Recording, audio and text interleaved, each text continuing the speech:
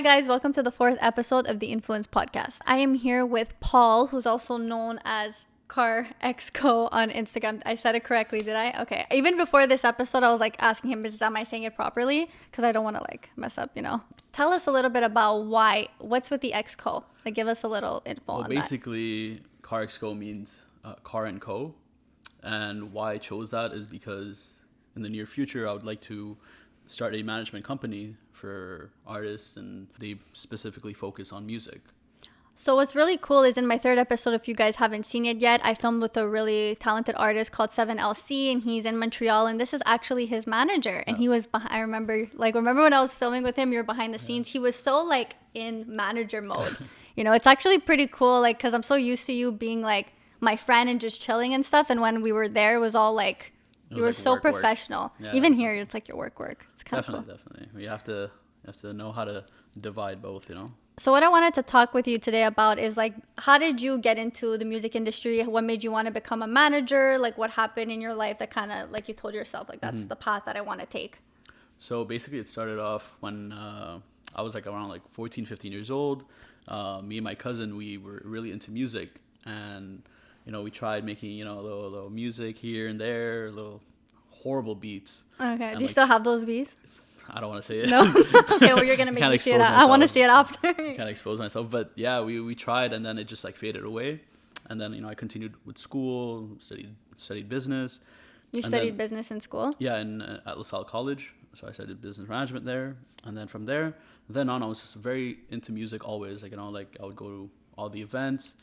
And then I was like, you know what? Like I really like have like a lot of like, from what I know, I have knowledge and, you know, very like good like communication skills, and I thought like I would go towards that path, and 2 years later here I am today. That's actually so cool. So why don't you tell our viewers, like, what does an artist manager do? Like I want to know, because I don't really know exactly. Like I know what you do, but you never told me like everything that comes with it. So basically, as a manager, what I have to do is take care of social media, a lot of planning for like the next like 6 months to a year of like what music we're going to put out, content on social media, as well as like rebranding. So example, like for 7LC, I had to rebrand him from scratch because he stopped doing music for 2 years. So you have to get him back into everything. Exactly. We had to reintroduce 7LC to Montreal. I really need a manager, because I feel like I used to have one when I used to do my other show, and then it just didn't work out. So I'm like, let me just do it. Because I feel like sometimes when you have a manager, I'm not saying this to, you have to always kind of listen to their opinion. And I feel like I don't do well with being told what to do. Yeah. Like, do you think in Seven's case, have you guys ever gotten into like debates, arguments, because you've told him to do something and he had a different like opinion? Do you know what definitely do you guys butt heads a lot? Is that a thing?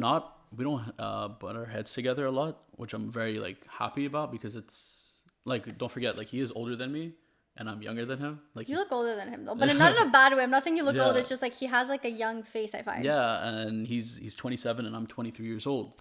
So there's an age gap. Yeah, okay, but he does like respect a lot of like my ideas and my creativity. That helps a lot. Sometimes we do like, you know, maybe like disagree on one thing or another, but we always like meet at the end, which is like the balance that we have. I wish I had that. It's a lot of patience. I don't know if it's like a girl thing. I feel like guys are more relaxed and stuff and more understanding, and I feel like girls were just catfighting all the time, and we have so many opinions. It could be yes and no. Like sometimes, like, you know, there is situations with my like other artists that I've worked with that. Oh, so so you work. Yeah, I want to talk about that too. Yeah. So you work like 7LC is not your only main artist that you work with. No, I work with 2 other artists. Can we know more about those two? Yeah, one is V-Wave. He's the first artist that I worked with back in 2018, and he's more of like soul R&B type of music. It's like more relaxing. It's like type of music that you listen on vacation, you know, and like, you know, it's just kind of like, it's like a getaway type of music.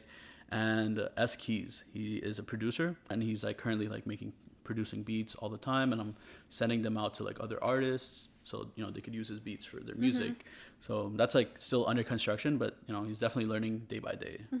I know this question might catch you off guard, but this is like what my job is. Who do you think will make it first out of all your 3 artists? Ooh. Man, that's very. You guys are all talented, even though honestly, I've only heard one. I'll be honest, I've only listened to Seven's music, I wouldn't pick favorites, but I'll definitely say 7LC because of the content that we've produced this whole summer. He's just more ahead than the others. He is for new music wise, yeah, and like he's definitely found his sound. Okay, Yeah. so you think 7LC is the one that would probably Definitely, be noticed I do first think so. before Yeah. the other two. Yeah, well, Okay. they have their different path because they're all do different music. It's not on the same field. What's the other one? You said one was more soul and Soul R&B, and the what's... other one's producing beats. Oh, it's okay, so different. he's more of like he just produces beats. Exactly. Oh, okay, So perfect. it's a little bit of different. You know, everybody has their own path, and everybody will lead towards. How did you meet Seven? So funny story with 7LC. How I met him was we met during quarantine. He actually. Serious? I thought you guys have known each other like for longer than that. No. That's really? Yeah, our relationship is just my like God. that. Yeah, we met quarantine. He messaged me. He's like, "Hey, like I'm looking for a manager. I have this great opportunity." And then from then on, it just happened, and then we are like inseparable. No, you Yeah. guys are like together every all day. the time working together, and like we have everything in sync, so it's very good. Can I also know a little bit more about? Can you tell them a little bit about the studio that you guys made? Because in my recent interview with 7LC, we were in his studio, and like I just want to know how did that come about too? So basically, LC Studios has been in talks since like April. So like we've always had like a vision to open a recording studio and like a creative space for like any like artists, whether it's art, whether it's modeling, whether it's recording music. So we always wanted that little space to bring everybody and like, you know, have a place where it's like kind of like off limits, so you could do whatever you want, kind of thing, you know. Is it hard to get like artists to come to the studio? Like, have you guys made flyers, pages, and stuff? Like, how do you get your name out there? So we definitely like, luckily we know a lot of people in the city, like a lot of artists, like upcoming artists, so we're always in touch with them. And you know they come to our studio, they record, they post on Instagram, and from then on, like, you know, people get more influence to be like, oh, like, who are they? And then, you know, I take care of all the social media for them, and you know, bookings. Oh, so there's an Instagram page? Yeah. Oh, I did not even know that, guys. Okay, Yeah. I'm adding you. I'm so adding you now. I feel terrible. I'm adding you guys on There's this an Instagram page for episode's it. done. You could DM. We reply very quickly, and you could book all your sessions. We have like different prices for everything, for like recording, mixing, mastering, everything. Okay, that's actually really cool. And I have like another question, and I know this kind of was sort of answered in the third episode with Seven, but since you're his manager, I kind of want to see, you know, like you said, it's a partnership. So I wanted to know, what I spoke about with Seven was, how do musicians deal with relationships in the music industry? And since like you're sort of like, you know, you are his manager, I wanted to know your just like a quick opinion of yours. Like, how do you think, even with you working with him, like what's your advice you would give him? If in terms of like him getting into a relationships, you know? Yeah, I'm honestly like open to it. I wouldn't say like, no, don't like be in a relationship, just focus on music. No, like we're all humans at the end of the day. We all you can't like tell someone, no, I'm not, you can't do that. But like, would you prefer? I mean, like, if he really truly likes this girl, I'm not gonna hold him back from it, because one, like, who knows, it might be his wife, you know, it might be the one who's like that ride or die. Yeah, or he could just have her for a night and, you know. That too. I mean, that's up to him, but we don't kiss and tell here. No, obviously not. I'm not trying to make you kiss and tell anything, you know. Don't worry. Stop trying to kiss me. Can you answer the question? So definitely, it can be tricky. Like, I know, like, it's gonna like reduce time for like music, and then like also the studio, because he has to like find a way to divide his time properly. So luckily, like, there's a lot of stuff that like I take care of for him that he doesn't need to worry about. So then he could always like focus on his craft, and you know, it's definitely manageable. Like, you know, so you would, so you're saying you would support it. Like, I'm supportive for sure. And what about you? Like, how do you feel about you being in a relationship with all the work you have with him and stuff? Do you think it would like influence your workload, everything like that? I'm definitely like, if she's supportive at what I do and understands this like whole, you know, management lifestyle and music world, then honestly, I don't think it would be an issue. I feel like when you're in this type of industry, like podcasting or managing or musicians or anything like that, you kind of have to be more like careful before getting into a relationship, because not everybody kind of wants you for you. I feel like a lot of people kind of just care more about who you are and what you could bring to them as more as like physically bring to them, not like emotionally as a person, you know? Like cloud chasers. Sort of, yeah. Like I hate people like that. Yeah, it definitely like happens. There are people, who go for clout, not because he has this and she has that. It does happen, but A few days ago, I got this DM from this guy, and he kind of always just sends me like, "Hey, how are you?" All those messages you get on your DMs. And at one point, he wrote me like this big message saying like, he basically in so many words telling me that he's gonna become my friend because he knows I'm gonna get famous one day. So at least he knows that like he has me as a friend. That's so odd. I was like, I wrote back to him. I'm like, so you're just using me until I get famous and then I could be your friend? Like, I mean, and then I'm really blunt, So I told him after, I'm like, even if you feel that way, you don't have to say it, Like, you don't have to tell me you're using me, you could just use me. But but like, I'm not saying that it's okay, but you know what I mean? Like, I found that so weird that people do that. At least he's being honest. We'll give him that, but yeah, like A for effort. You're being on, like A for effort. You're being freaking honest, but like, okay. No, have you ever gotten messages like that of people that kind of make it obvious? Yes and no, really. It was more like, oh, I see you doing oh, actually, there is one. Tell me a story. So it was actually this guy who messaged me.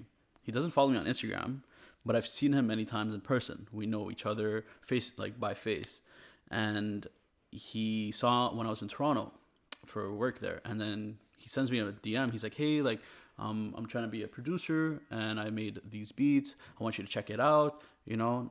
I was like, okay, whatever. It was in my requests. He was in Toronto? No. He DM'd me. Oh, okay. I was in Toronto then. And then he messaged my friend who I was with in Toronto, asking, he's like, oh, how do you know Car? He, we grew up together. This is that. I see him a lot in family functions and family events, and then he doesn't really say hi.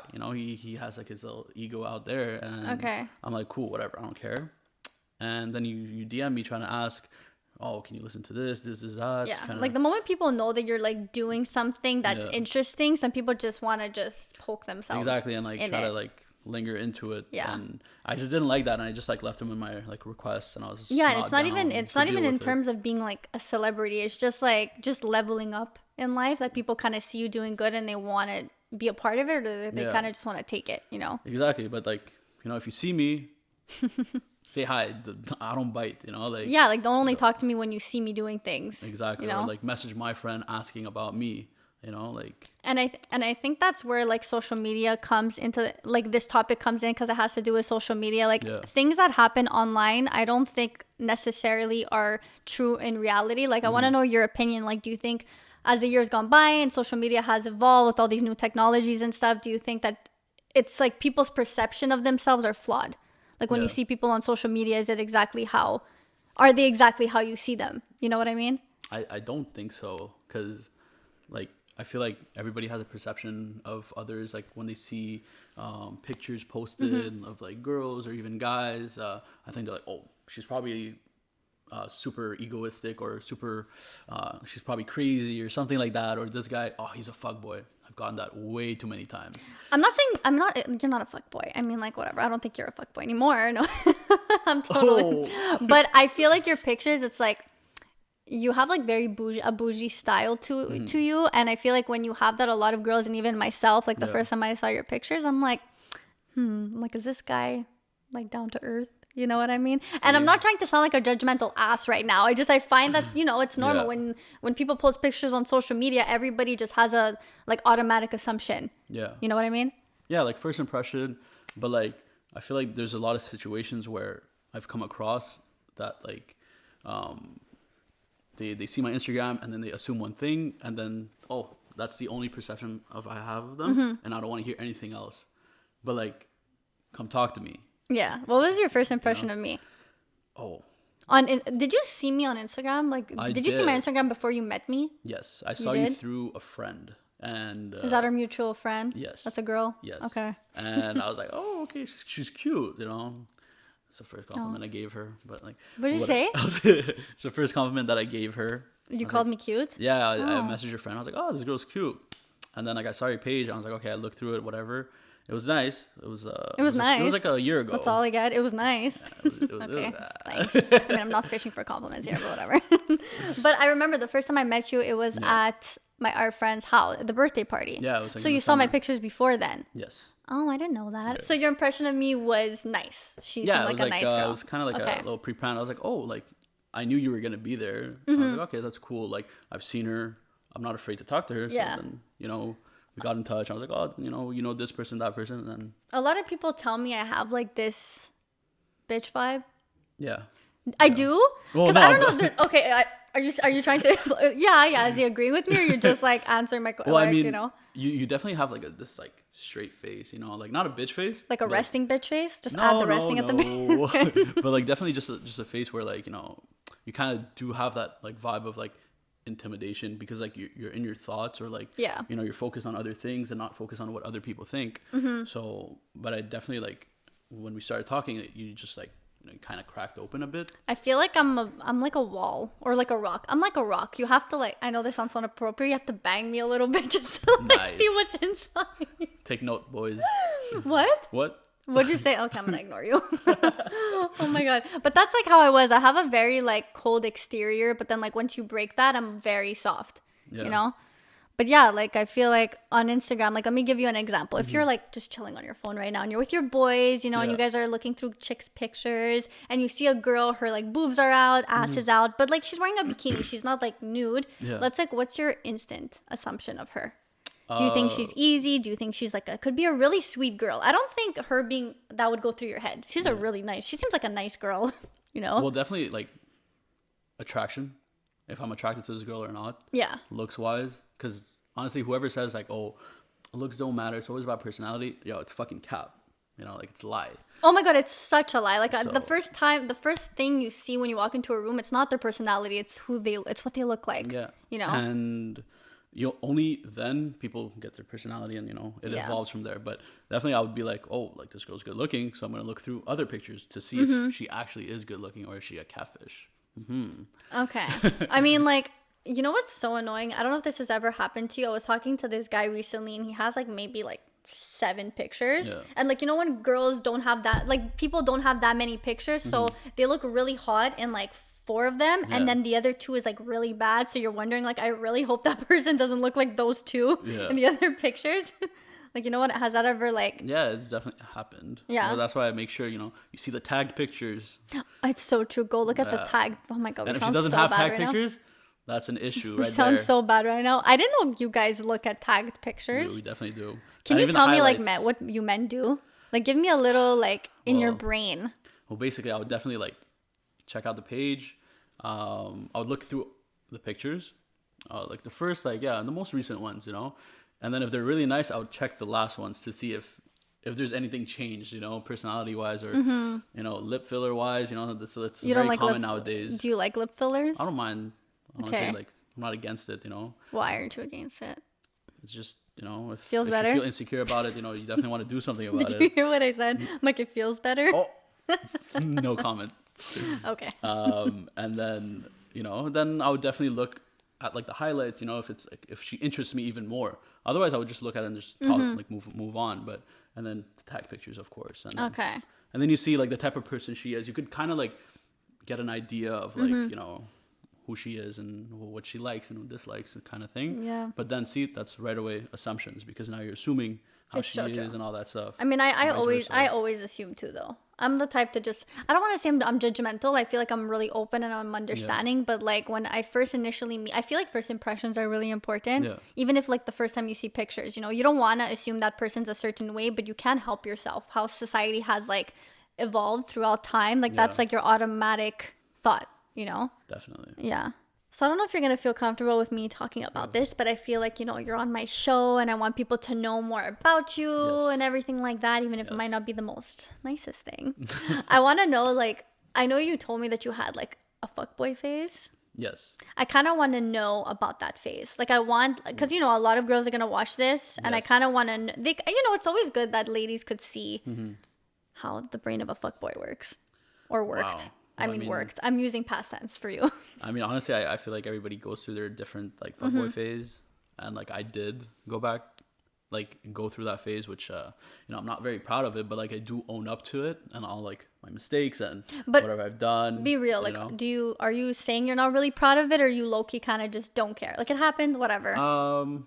It like did be happen. Honest. It did happen, but like I'm not proud of it. Okay. No. no. Okay. I'm not proud of it. You shouldn't be proud of being a fuckboy, because playing with someone's emotions is like the lowest thing you could really do to like get what you want, and I don't think that's right. And I've done it in the past where I've manipulated, and definitely like played with like emotions to get what I wanted. And we're sorry, girls. He's better now. I'm sorry. Yeah, I've definitely grown up. A lot of people have helped me. Like, shout out to my boys, Cheyenne, Perry, RG. Honestly, yeah, pretty much. They really helped me like kind of like evolve, because I was just like a young kid, like messing around in my college days. I want to get your opinion on something.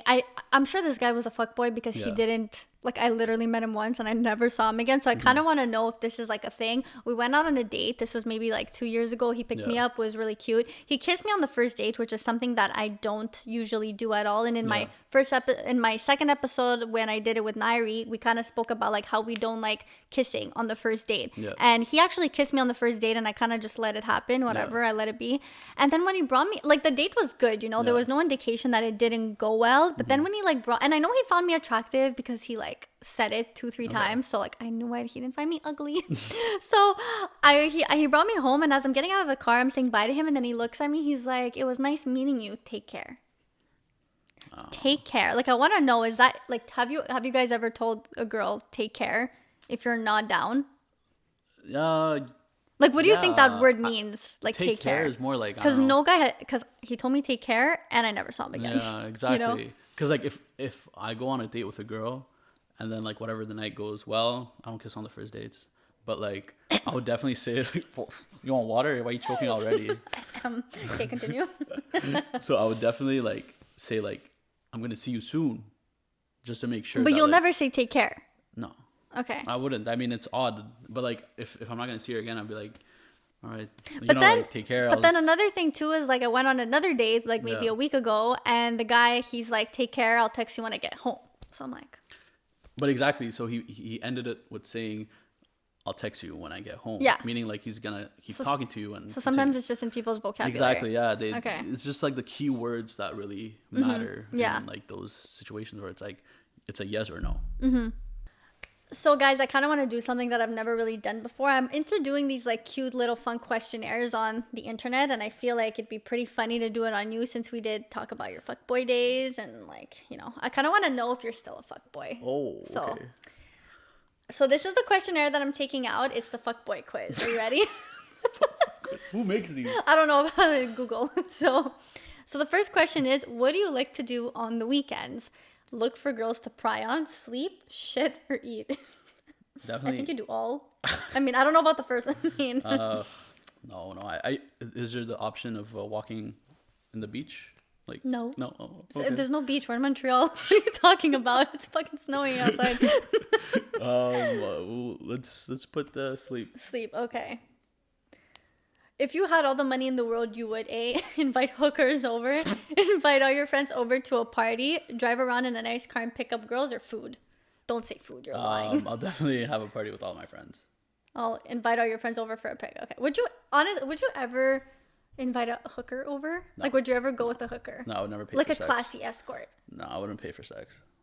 Why? Because you could get it for free all the time? No. No? Okay. I'm trying to like... I'm trying to trick him here. No. I value women too much to pay them. The quiz ended. That was it? There was 2 questions. Oh my God. Don't call me Mori. That's not nice. These good girls are going to come after you. Okay, wait. I'm finding another one. The fuckboy detection quiz. Let's do this other one. Okay. Have you ever sent a you up text? Yes. Oh my God. You know what's so annoying? I get those too sometimes, and I don't even answer anymore. Yeah, but I'm just like, I'm so over it. Yeah, but not like you up. I'll like you up. I want to fuck. No. I'll definitely have a conversation and see if they're awake or not. If they're replying like quick or not. Okay. A little conversation. Have you ever cheated on someone? No. Are you lying? No. Okay, I'll let you off. Have you ever sent a dick pic? No. Why do I feel like you're lying? Why? I don't know, because every guy just sends them. No, yo, if you receive... Not every guy, but like... A dick pic, like just randomly? Honestly, you know what? Block that guy. Block that guy. You know what's so weird is that We don't like dick pics. They're like They're dicks ugly. are not attractive. Thank you. Dicks are not ugly. They're not ugly. They're ugly, and they're just not attractive. Like yeah. In the moment that's different, but like no. And I get so many of these weird ones from all over the world on my like requested messages, and I'm just like, it says inappropriate picture. Press to open it. Sometimes I'm just like, It's like okay. blurred. I'm like, that's how I do it. Out. Oh no. Have you ever sexted more than one person at the same time? I've never done this. Yeah, in my fuckboy phase. Yeah. Oh my god! You know that girls could sex like on the toilet and not even have any like give no fucks. Who said I wasn't on the toilet? I'm just saying, girls can't. Ever slept with 2 people in the same week? Yeah, you did for sure. No. So you sex more than 2 people and you can like Yeah, have sex? but back then I would, it's Okay. like looking for clients, Oh my like god! potential Okay. clients. Ever slept with That's 2 so different bad. people in the same So day? bad. Oh my god! I don't know who's gonna date you after this episode. Ever slept with 2 different people in the same day? No. Hell no. Okay, I was thinking about something. Ever made up an excuse to leave immediately after sex?